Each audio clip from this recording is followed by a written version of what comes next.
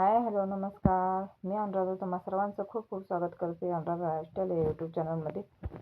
इथे बघा, सगळा साड्याचा ढिगारा जो दिसते ना, तो ढिगारा पिको आणि काय एक साडी फॉल पण करायची होती. बाकी सगळ्या पिको करायचे होते फक्त.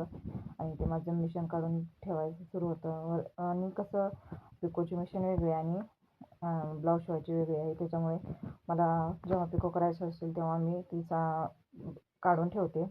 मी जे ब्लाऊज शिवायचे ते मिशन आणि मग नंतर पिकोचे जोडून घेते.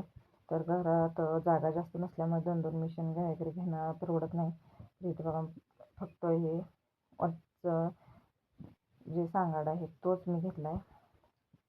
आणि पिको खूप दिवस नाही झालं पिकोची मिशन घेऊन, पण मला गरज होती आणि मी ती घेतली सुद्धा. आणि आणि ह्या सगळ्यात मध्ये ना, कामामुळे इतके ब्लाऊज आणि इतक्या साड्या घरामध्ये म्हणजे असं जास्त आमचं नाही, पण बाहेरचंच बाळ जास्त झालं होतं ब्लाऊजचं वगैरे. तर मला ते पूर्ण करून घ्यायचं होतं. आणि थोड्याच दिवसात आमच्या गावची यात्रा सुरू होणार आहे. तर म्हटलं पहिला ह्या सगळ्या साड्या पिकोच्या सगळं बाहेर काढावं. आणखीन साफसफाई बाकी आहे.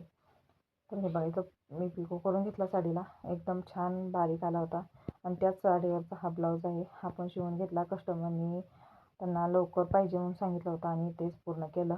तर हे बघा, इथे 33 साईजचा ब्लाऊज आहे आणि कटोरी आहे. आणि हे बटन आहे, बटनचा ब्लाऊज आहे तो. आणि काज, मी शक्यतो काज हातावरतीच करते आणि मला हातावरचीच काज आवडते, व्यवस्थित होते पण.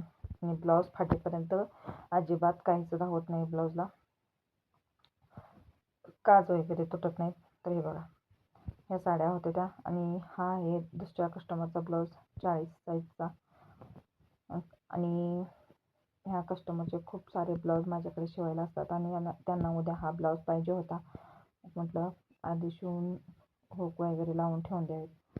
आज मागितला तर आज लगच्या लगे देता येतोय. तर व्हिडिओ कसा वाटला नक्की सांगा. चॅनलला सबस्क्राईब करायला विसरू नका. चलो, बाय बाय.